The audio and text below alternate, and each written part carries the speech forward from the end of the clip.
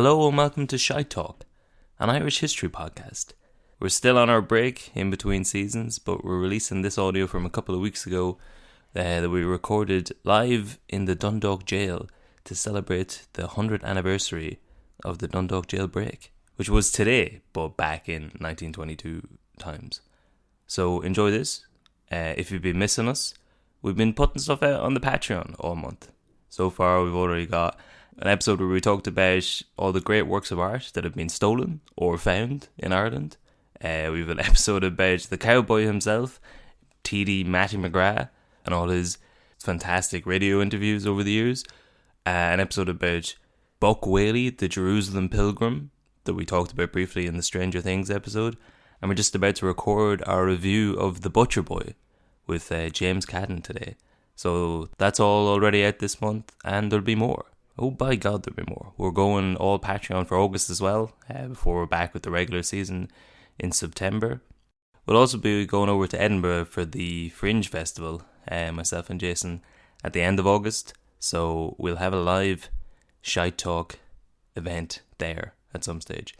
You can follow us on Instagram, Facebook, Eventbrite.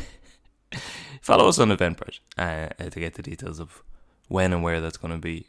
All the social media links and the Patreon link, that'll all be in the description of this episode. You can just scroll down in your app, start clicking links and following stuff and find out what's going on with us.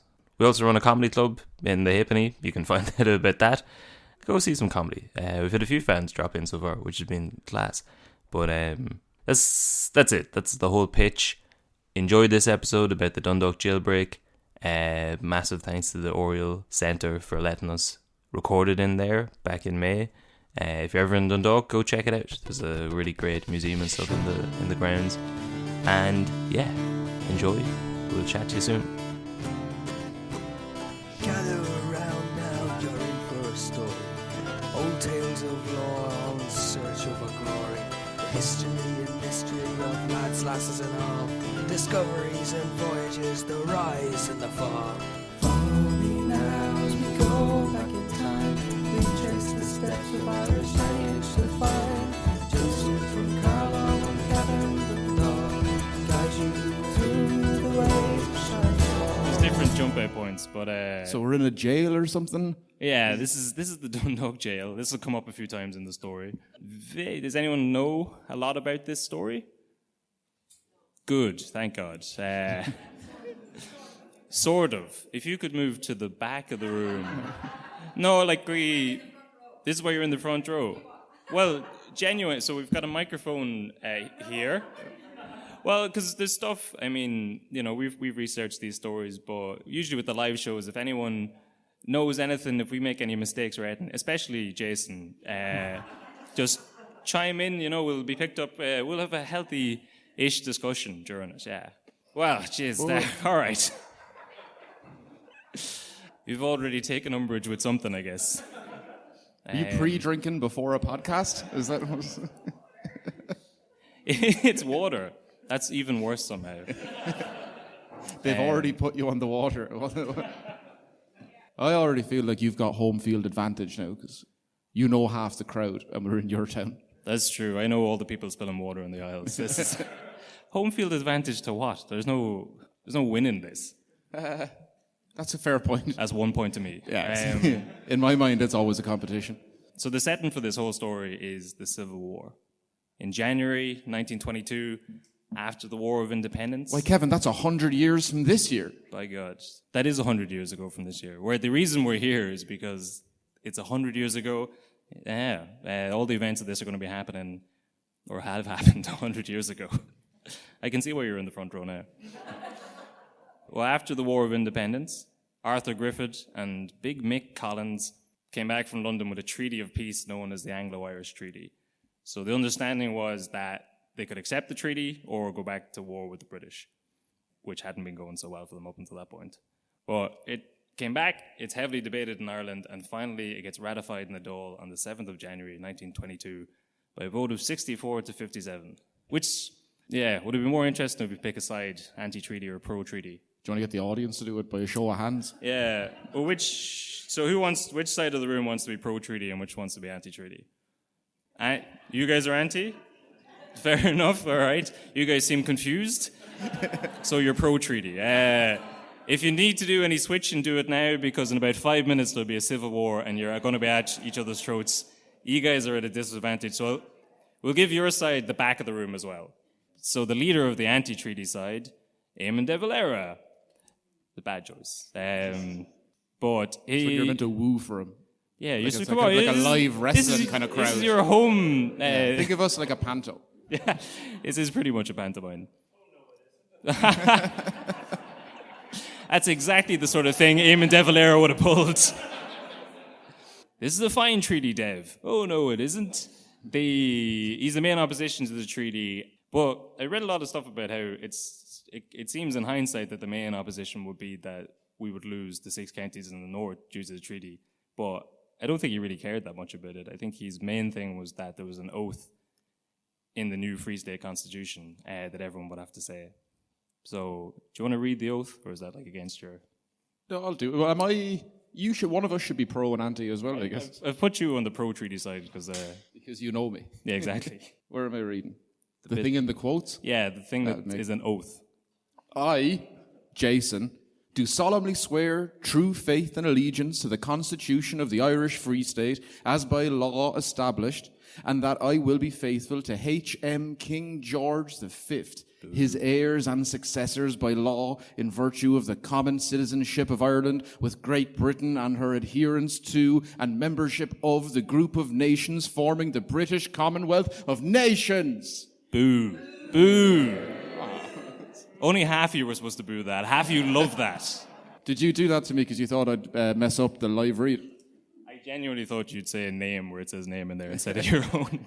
But, so his main sticking point seems to be that everyone would have to give this part of the oath. Because I think, yeah, like in retrospect, it seems like they should have cared more about the North.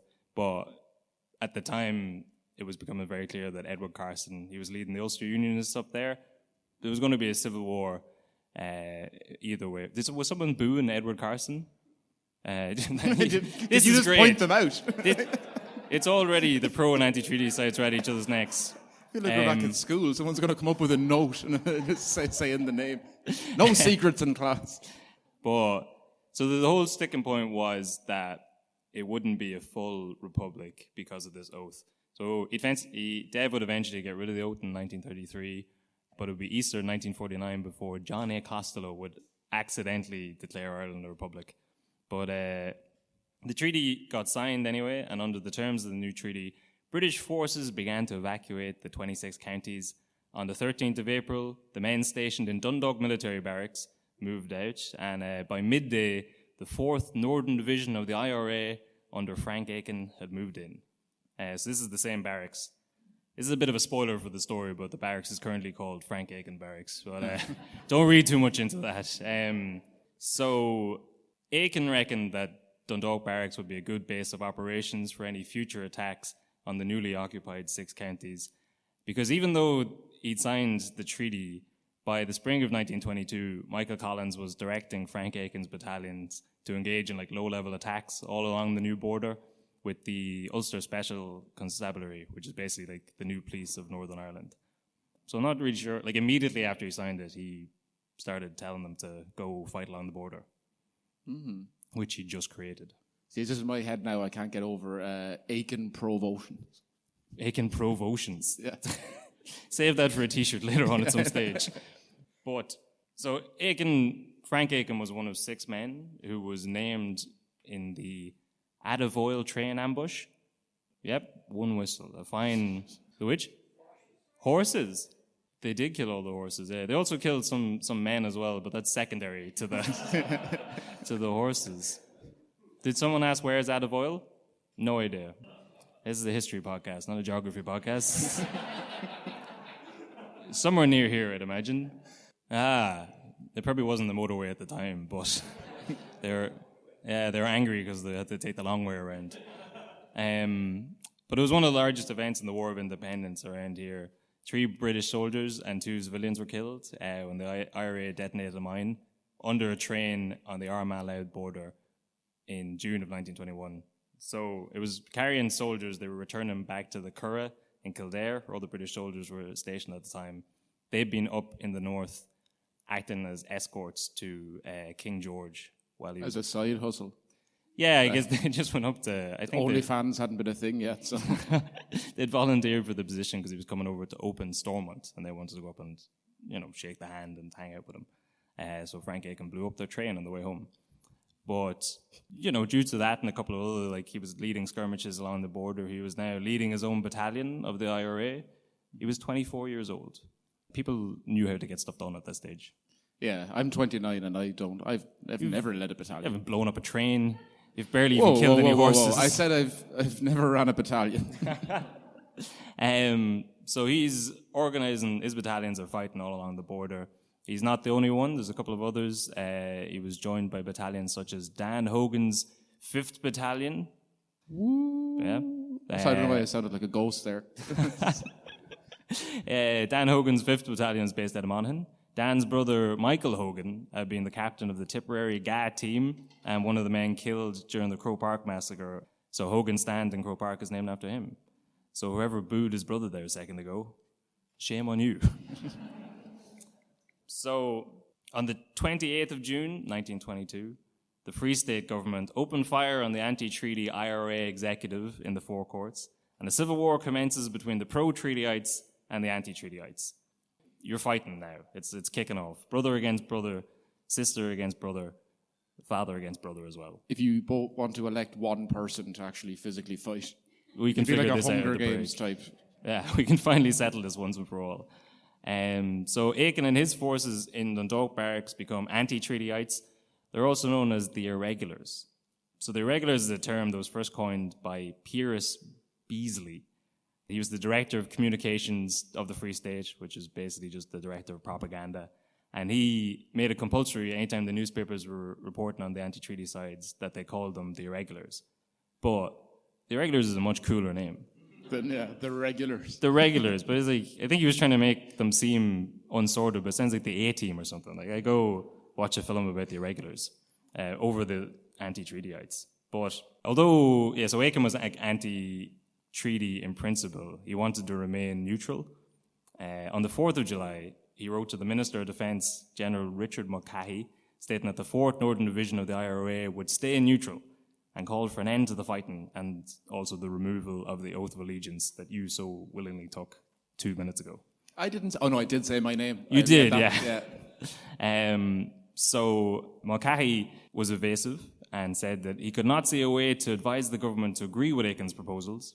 During a meeting with Mulcahy, Aiken said he wouldn't attack any of the irregulars if he was ordered, but he also wouldn't fight Mulcahy because that fight would only ruin the country without gaining any ground for the Republic. So, yeah, these are the same, all these battalions have been fighting together all the way during the war against the British, the War of Independence. And now, over the treaty, over this oath, they've turned on each other, but Frank Aiken, who's the main commander, I suppose, in Dundalk, is trying to stay neutral and get both sides to come to an agreement. Although his only demand seems to be just to remove the oath. But he's saying at this point that he's not willing to take up arms either against his own men or the opposition. Why is everyone always neutral in this country? I don't know. Well, actually, this is skipping ahead a bit, but he's one of the key reasons that we were neutral all through World War II. He loves neutrality. Okay. Or else he feels ambivalent towards neutrality. I don't know. So in his efforts for peace, Aiken also travels to Limerick after he'd met with Mulcahy. He goes down to meet with the anti-treaty IRA leader. Do you mean the treaty county? Yes, yeah. So why is Limerick the treaty county? Do you want to tell them your reasoning? Because when Michael Collins was sent over to London Yes. by the bastard Eamon de Valera, Yes. he went and hid in Limerick where he knew that there was no telephones and there wouldn't be until 2009. And he thought, Collins was meant to send back the treaty, get the okay with the lads back in Dublin. Can't do that if he's down in Limerick, hence treaty county. Well done. Now, excellent. Now, do you want to tell them the real reason? this woman is muttering it under her bed about 3 times. You're completely wrong. It's it's because of the Treaty of Stone. You're right, Mother. Yeah, from much, much before that. But sure, listen. It's only a name. It's better than Stab City. But So he travels down to Limerick to meet with Liam Lynch, who was the leader of his side, the anti-treaty side, and asks him to consider a truce in return for the removal of the British monarch from the constitution, which he keeps offering people truces, but he's also like, will you give us a truce if you do the only thing that we want you to do? I don't know, he's not exactly the best negotiator, but he gets back to Dundalk, and when he returns, he finds that he's been given orders to attack the irregulars in his division and report to Beggar's Bush in Dublin by the 15th of July. So he's now been formally asked to turn on the anti-treaty men in his division. But Aiken and his right-hand man, John McCoy, great name. Mm-hmm. The real one? Oh yeah, no realer than him. He's crinkled crisp. They travelled down to Beggar's Bush to reiterate their stance and ask for peace again, but nothing came of it, and he returns to Dundalk Barracks that night. The next morning, the 16th of July, Aiken wakes up with 2 Thompson machine guns pointed at his nose. While he was in Limerick, the director for military operations, Emmett Dalton, visited Dundalk and placed General Dan Hogan, commander of the pro-treaty 5th Northern Division. This is the guy whose brother was the Croke Park man. He's now in charge of the town, and the town has been declared pro-treaty side while Aiken was away. So in the early hours of the 16th, Hogan and the 5th Division descended into Dundalk Barracks and took Frank Aiken and 300 of his troops prisoners. 2 of Aiken's men were killed in the process. So according to Aiken, at 5:30 in the morning... Actually, I don't know what he would sound like. What's a 1922 Armagh accent sound like? I'm not getting into that. Is that at 5:20... At 5:20 in the morning. Let's go there. It's a generic North. It's just a generic. If anyone from Armagh who was born in 1922 wants to go up and refute this during the break, we can deal with it. But at 5:30 on the morning of the 16th, I awoke with 2 Thompsons at my nose, an officer who had been reduced for inefficiency, some men who were under arrest for drunkenness, opened the gates, and brilliant victory of the National Army, 300 irregulars arrested, not a shot fired. He's very sarcastic when I do it like that. It's not bad. So they've managed to arrest and take over the barracks without killing, I think, what I said, 2 people were killed in the whole thing. So they're marched just over a mile under heavy escort out of the barracks to the Dundalk Jail. The very one. That's this place. Yeah. So they're now detained here. Aiken managed to get parole, and he went down to visit Mulcahy again. He demanded release for him and his men. Mulcahy questioned their loyalty, but agreed to release them if they guaranteed not to attack the government and to desist from violent actions. What do you think Aiken did? Yeah, that's... Let me go, I swear I won't go back at him. No, he's too honourable. Really? Oh yeah, he just says, all he's asked is promise you won't attack me, and he just goes back to prison. Because that sounds like the promise of a man who's about to attack you. No, he's too honourable for Mulcahy. But so they processed all the prisoners over the next few days. You can look at the jail. So there's an awful lot of great archive material and stuff in the jail. During the break afterwards, feel free to roam around the different rooms. There's an awful lot of great bits of history here. So there's archives where you can look up. Don't go into the haunted one. No, God, shit, we forgot to say that at the start. Bathrooms at the back, haunted room is up there on the left. But you can look at the register of admissions and discharge. So there's a couple of errors in it when they were taking it down. Frank Aiken's age is registered as 38 in it when he was actually 24. And it seems to be most of it is just that the prisoners wouldn't cooperate. So you can see the whole list of it lists their complexion. They're all listed as fresh complexion apart from 3 of them. I don't know what that means. And then color of their eyes, and then there's height and weight. But for most of the weight, it says they refuse to declare. Basically, they all just refuse to declare. They were told to be put on a weighing scales. They wouldn't do it. Because it's a rude question. It's a very rude question. Yeah. It's more about how you feel in yourself. Yes, exactly. So Aiken obviously just lied about his age. Age, weight, it's all a number. A number that all these men were unwilling to give. So there's also stuff about you're supposed to declare if you have any scars or markings, or I suppose they wouldn't really have had tattoos at the time, but they're all just very uncooperative. There's also one Protestant registered amongst all the RCs, a man called Charles Ridgway, which I don't know if he told them his religion or they just figured it out from his name. But even with Aiken's fake age of 38, I think the mean age is about 23 in it. They're all 17, 18, 19. There's lists of them and the details in here. But would you lie? I'd probably lie. Yeah, I'd probably knock a couple of years off me. I wouldn't be like, yeah, I'm a 30-year-old. I wouldn't be adding 14. Which? He added 14 years to his age. He did, yeah, but he wanted to seem like a big man, you Yeah, know. when he gets out, he'll have no problem getting served pints. Is the thing. Yeah, because the bar was in the jail at the time and he didn't want to be stuck behind. I'd probably knock a couple of pounds off, add a couple of inches, you know, knock a few years off. It's going to be in the public record on some podcast in 100 years. So, yeah, it's an awful lot easier to get young men to fight and give up their lives for different causes. But at this stage, Dundalk Jail was being used exclusively for political prisoners.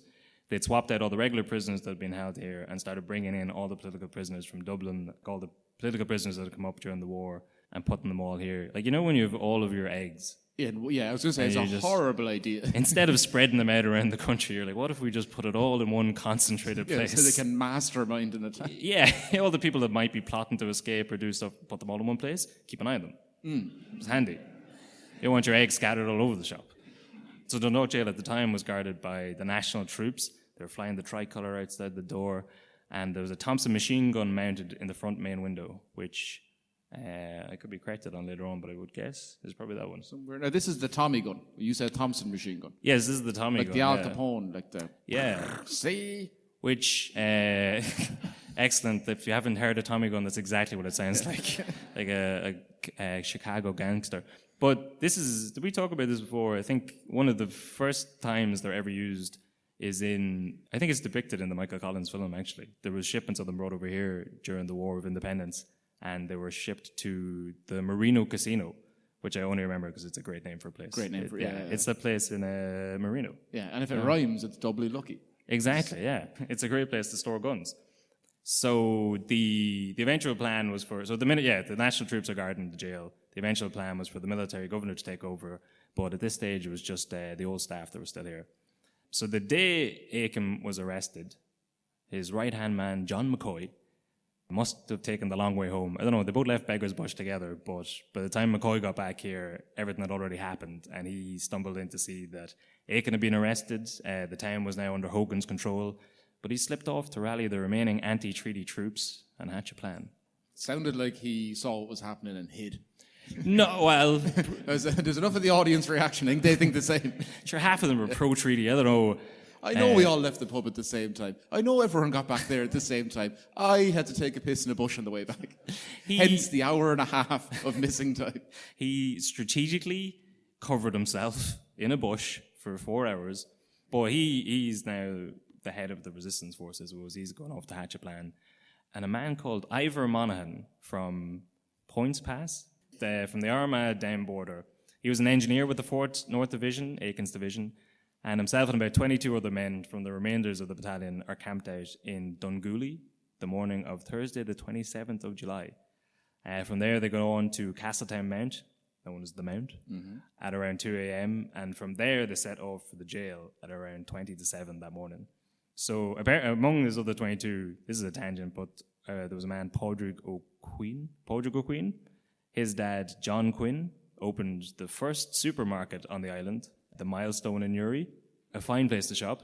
Quinn? And yeah, his grandson was Fergal Quinn of Super Quinn. Yeah, of sausage fame. That's it, of sausage fame. He opened the first Super Quinn in Dundalk in 1960. You know, so that's something we can get both sides of the treaty to all agree on. They finally got back together over those Super Quinn sausages. Yeah. We'll heal this country yet. Yeah. If we had them in 1922. Yeah. We just bring that up to Stormont now after this. But it divided families, but not during the Sunday fry. But so inside the prison, while all this was going on, Aiken had managed to get himself and his men recognized as prisoners of war. So they're more seen as political prisoners now, which meant they could be given certain privileges not given to regular prisoners. Like they were allowed exercise in the yard altogether. They weren't treated as common criminals, so they could be trusted. He'd also gotten word out to the outside that they were all going to break out. So this is, I think, you can trust me, we just want to do a couple of drills. If we could have a gun or two, it'd make it more realistic. Actually, what are they even drilling for? Even if they are just exercising, it's still like the opposing army. You probably shouldn't be letting them keep fighting fit.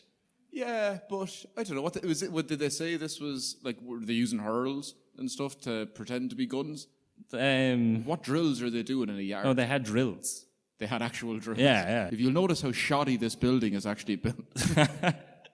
So they all, I think they'd been in prison for about 11 days, and they're allowed now march around outside doing drills. Aiken had found an ideal position inside the prison walls, away from where the snipers were positioned. They wouldn't be able to see it. It was about halfway down on the RD roadside, between the jail gate and the prison end. So Ivor Monaghan and his team had received word from Aiken that he'd have his men in the exercise yard at 7 a.m. on the 27th. Monaghan placed a bomb at the base of the wall and waited for the prearranged signal from inside, which was a long blast of a whistle. Aiken was using the whistle, again, under the guise of running these military drills. So we got sent an interview with Ivor Monaghan from the Cardinal Thomas O'Fee Memorial Library, an archive in Armagh City, courtesy of Michael McKeown, who's... Oh, thank you very much, Michael. It was great, but you might be able to clarify this. So in the interview, Ivor is being asked, so this is years later, from the man who planted the bomb, he's being asked by Father Thomas O'Fee, did he make his own cheddar cheese in those days, which I assumed from context was like the bomb. Okay. So the priest then asked him, did he have his own cheddar cheese in those days? And he said, no, it came from HQ. And when asked to describe the bomb, he starts by saying, oh, well, now, it was, you'll get a laugh out of this, which is a great way to describe making a bomb. But he goes on to describe the bomb that they'd received, or he'd made it out of 2 pillow slips, which he'd stuffed with 20 pounds of Irish cheddar each, with a detonator inside. When he's planting the bombs that day, 2 Free State soldiers come across them and open fire. His team returns covering fire. And in Ivor's words, the guards inside wouldn't have noticed because there'd been so much sporadic fire in Dundalk that week. So I guess they didn't notice more gunshots going off outside. Were bows in town that night as well? Anything goes when it's bows. So they retreat under fire, Ivor and his team, but they managed to detonate the bomb. The blast shook buildings and supposedly blew windows out, but somehow no one was killed, even though like the prison is quite near. The old railway yard would have been active, and there would have been people, I suppose, walking around at 7:30 in the morning. But when it blew up, Ivor described it feeling like weeks waiting for the first prisoner to emerge from the smoke. They started running down towards the wall, worrying that it hadn't worked, and they were going to like kick in the bricks, thinking they'd be loosened. But then, out comes Frank Aiken with a coat over his head, leading 105 prisoners out of the hole in the wall in the space of 15 minutes. Go on, the boys! Yes. Now, is this the same? We drove by this earlier on and you pointed at the hole. Yeah, there's a cement patch out there, which, That's if anyone has seen it, or you can go look at it afterwards, not a big hole It's to be running tiny. out of. It's about, what? Yeah, no one walked through that. They crawled under. I That's suppose why it took that long to get them all out. Yeah, but if it was, 15 minutes to get 105 men out. You couldn't get 105 men out of here in 15 minutes. They'd be going back for their pints and someone to forget their phone.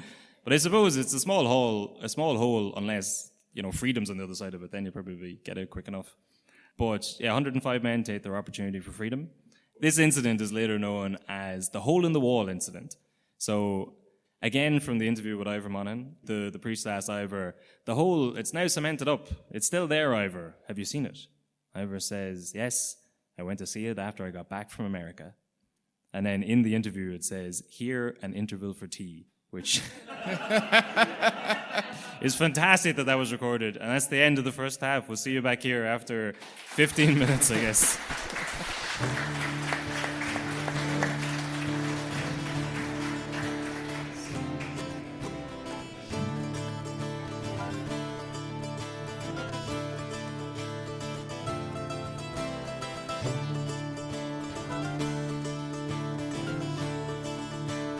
I just realized, I don't think we actually introduced what this is. Did we say the name of the show or anything? No, I think we were trying to not so we wouldn't disrespect the building we're inside. Oh, yeah. Well, if anyone has seen the posters, we're Shy Talk, an Irish history podcast. Yes, that's what you're at now. Are you enjoying it so far? Oh, sorry, I was just looking for praise from her, but thank you. Thank you. It's not... Oh, thank you.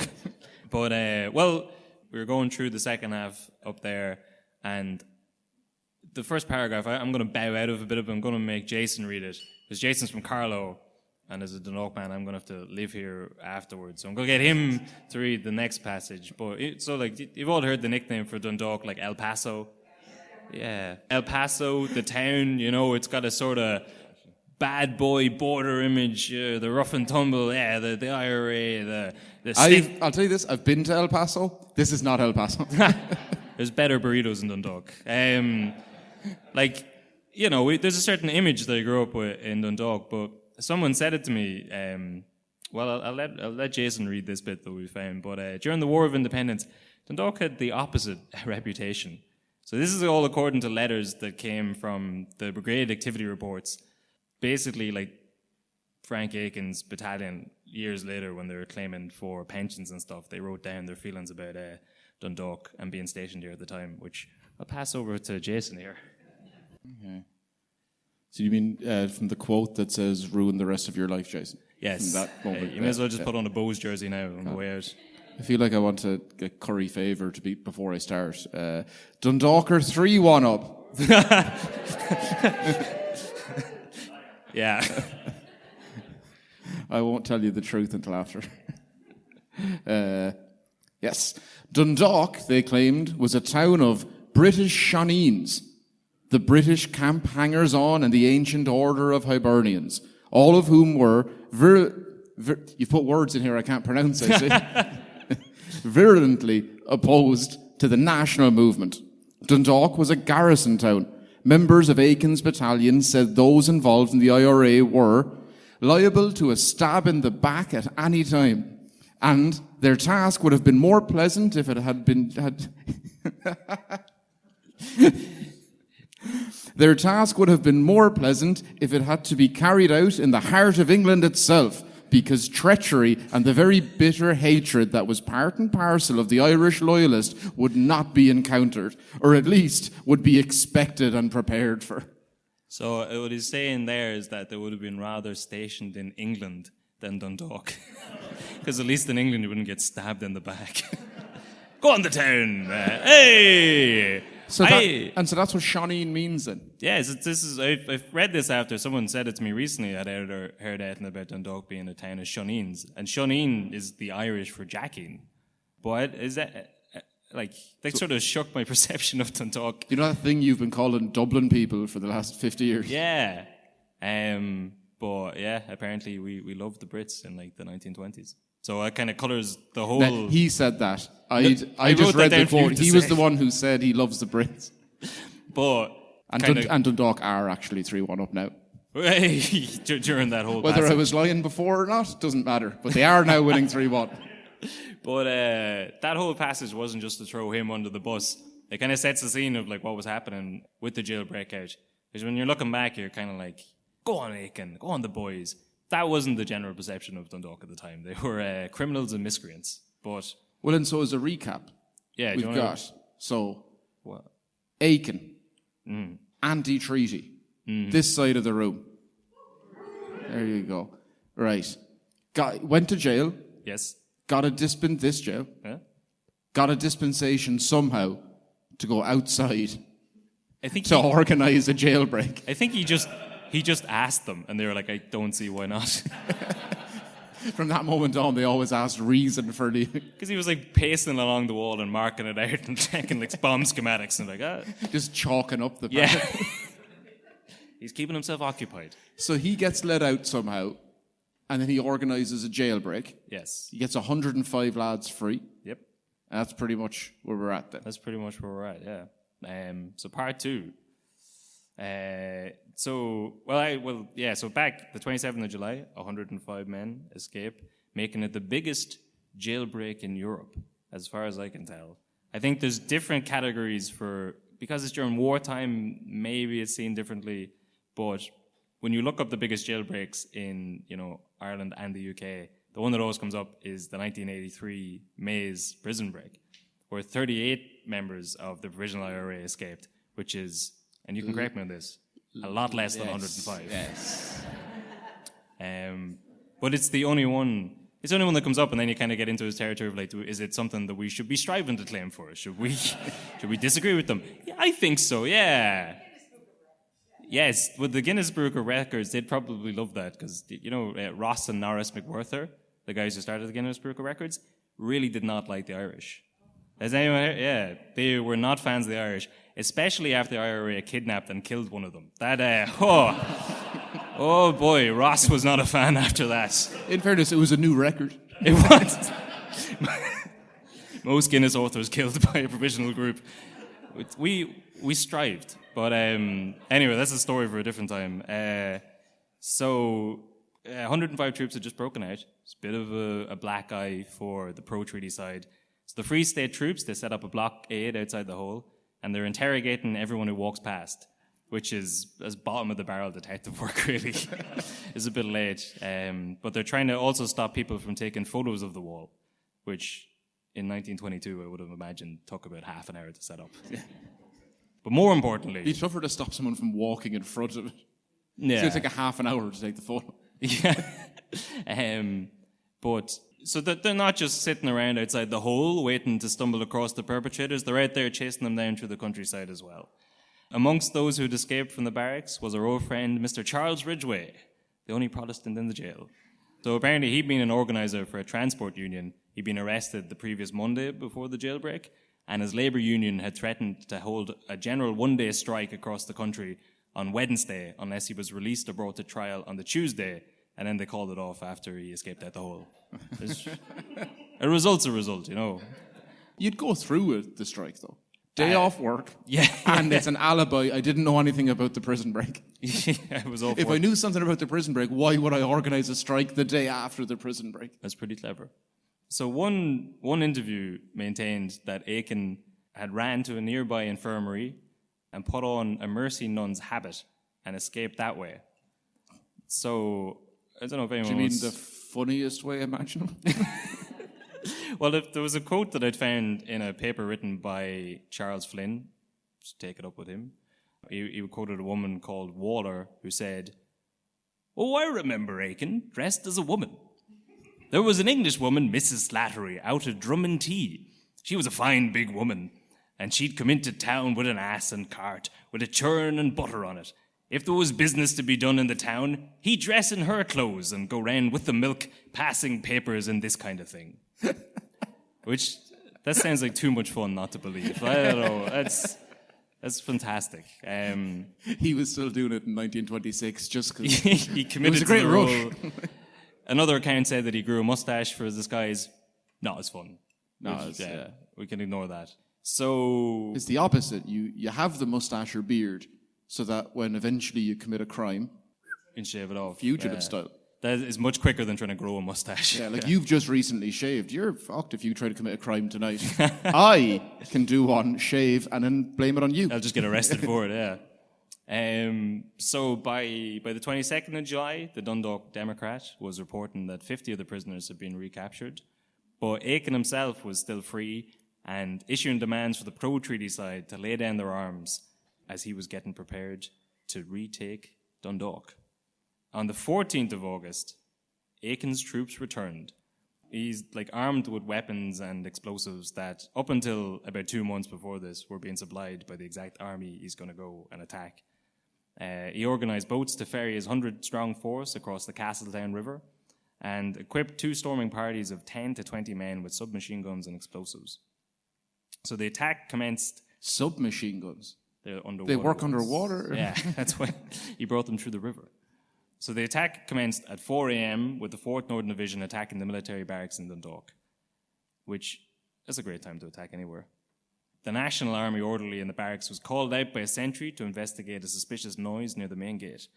Inspecting the area, the young officer discovered a cable linked to a homemade bomb. It's just getting worse for that guy. He tried to cut the cable, but it once came under fire.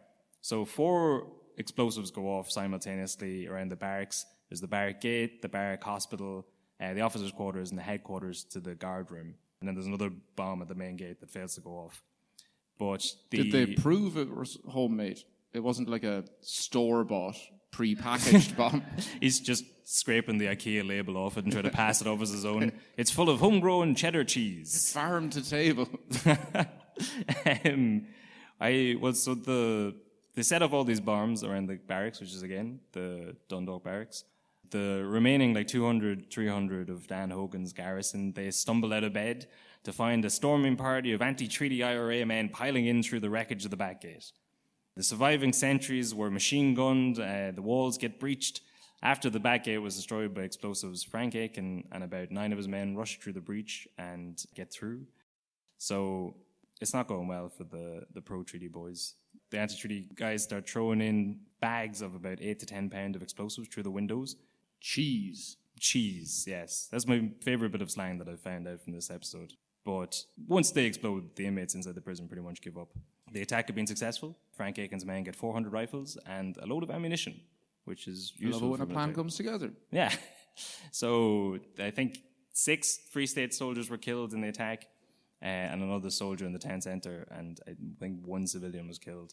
But on Aiken's side, there was Patrick McKenna.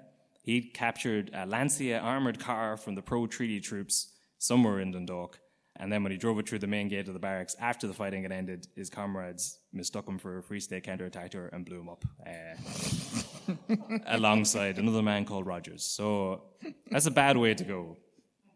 Don't laugh at that. His relatives are probably here. I'm not from here. Yeah.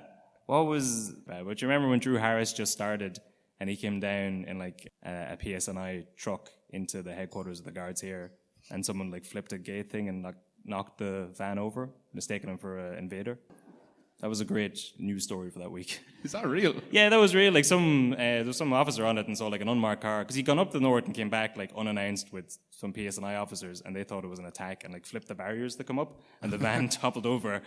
And your one was just well, they were in a PSNI vehicle, and everyone said, fair enough. That's fair, yeah. You get way better stories up here. The only news story in Carlow is the post office. Yeah, that's its whole separate episode. And that's the exact reaction I get every time. People didn't even know where Carlow was until the post office thing happened. That wasn't even that wasn't about the post office. They were just on. And I'm from Carlow. I know it's sad. Yeah. So after Aiken takes possession of the barracks, the pro-treaty soldiers had technically taken over the town. But Aiken doesn't have any interest in holding Dundalk, and while in possession for it, he goes down into the town hall and calls for a truce. But having control of the military barracks and the town now, Aiken's side turned their attention to the jail. But so they called for a truce after attacking the barracks, which is a good time to call for a truce. And then arming themselves. Yes, yeah. But they're armed for peace. And they're about to attack the jail for peace. So they come down to the jail, and at this stage, there's only a small number of the pro-treaty soldiers guarding the place. Frank Aiken's side basically just shoots some warning bullets over the place, and the pro-treaty side give up. Okay. There's no real attempt to defend the place, and I've forgotten, am I pro or anti at this stage? I think people probably flipped. Because I feel like now I'm pro. You're pro-treaty? Because I would also surrender. Some man shot a bullet at me. Take the jail. What do I care? There's no serious attempt by the guards to hold the place.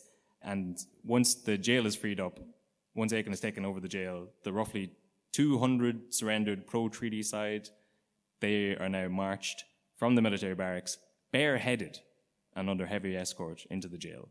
So now, in the space of a month, Aiken has basically switched sides. He's blown out of the jail. Not only that, he's taken his enemies and put them back in the jail. Hooray! What does bareheaded mean? I don't know, but that was severely quoted in it. I assume that's some sort of shameful thing in 1922, to be hatless. So, 48 hours after those events, on the 17th of August, Dan Hogan travelled from Dublin to Dundalk with a heavily armed column. They have artillery. They've got armoured vehicles. The 5th Northern Division's rolling in with the pro-treaty soldiers. They advanced on Dundalk to take back control of the town. They entered the town from the west side, took up positions adjacent to the jail and the RD and Carrick-Macross roads with the intention of releasing their comrades. Again, they fire a volley of shots over the building to draw out any of the irregulars, and they realised that there's no one in here, which just means that the pro-treaty people were in the prison and the guards had run away, which is your side. But the army prisoners who spent 48 hours in captivity were then released, and once again, they're celebrating Dundalk's been taken over by the Free State forces again. But as a parting gift, the irregulars had loaded a petrol truck with explosives and left it in the town square, which they detonated before Hogan's troops arrived. They blew up some of Earl Street, Francis, and Park Street. But apart from that, Hogan's side had taken back Dundalk without any. I think they also accidentally shot a civilian who failed to stop at a roadblock. It seems most people who were killed in this were just people who wouldn't stop for an officer. They were taking photographs.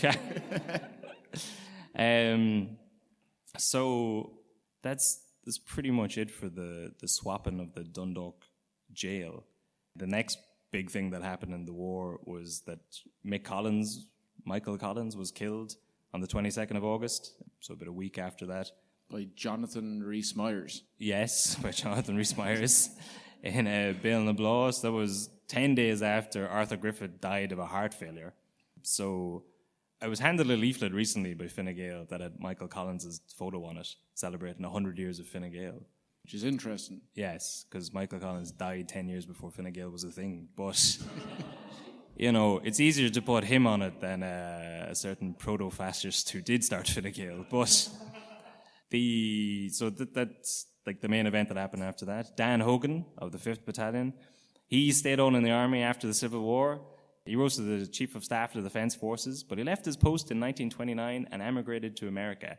He became estranged from his wife and daughter and disappeared there at some point in the early 1940s, and no one knows what happened to him. She murdered him. No, I think it's more likely He abandoned her. he abandoned her, yes. Does anyone know what happened to Dan Hogan? I thought we'd solve that one. I don't know. Another mystery.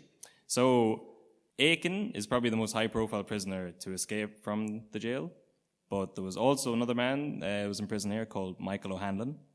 He went on to give birth to Rory O'Hanlon, the future Cowan Caller of Ireland. Well, thank you for ruining the next sentence.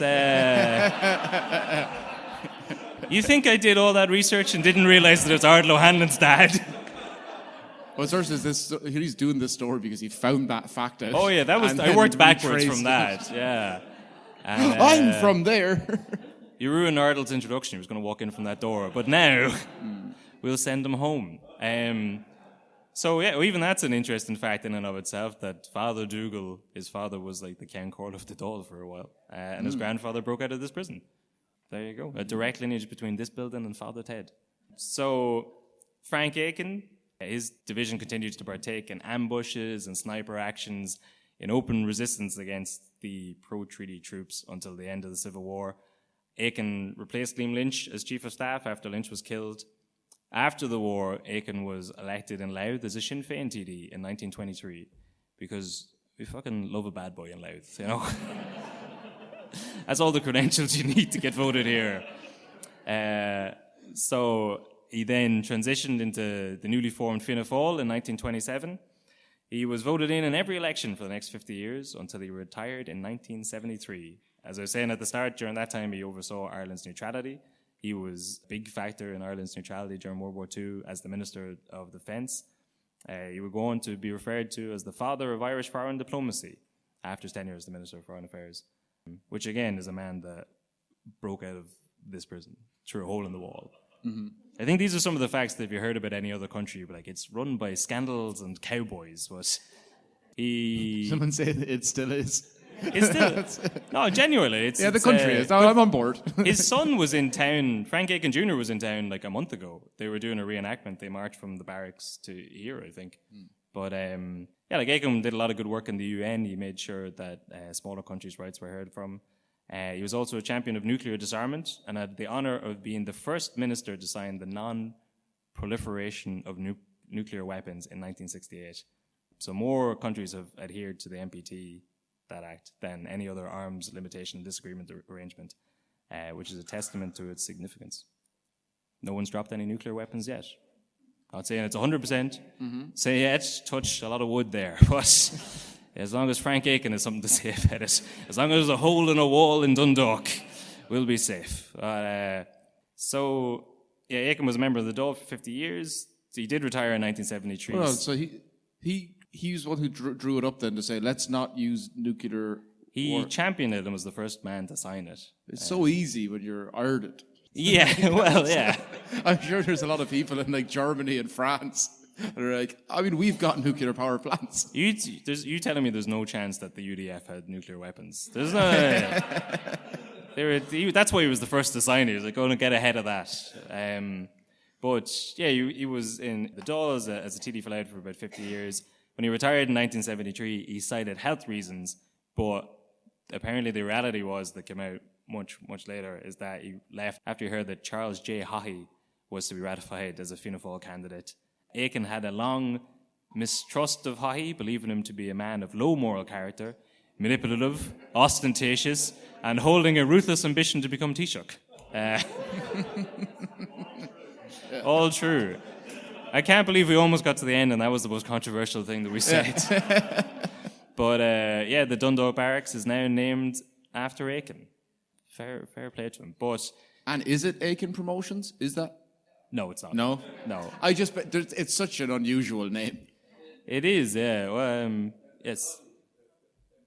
Okay, so it is. Jim Aiken's from around Ravensdale, is he? Okay.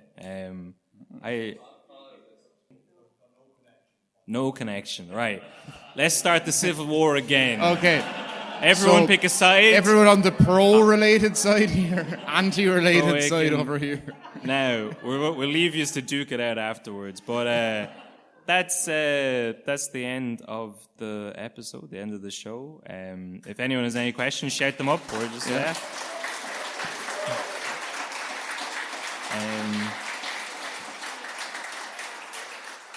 You say, if you have any questions, shout them up. Direct them at Kevin. Well, we'll be hanging around. You can ask Jason anything you want about anything to do from 1922 up until 1863.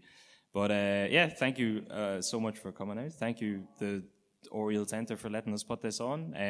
As we were saying, there's like loads of information set up beautifully in the adjoining buildings. There's a bar as well. Dundalk seem to be winning the match. They won. It's over.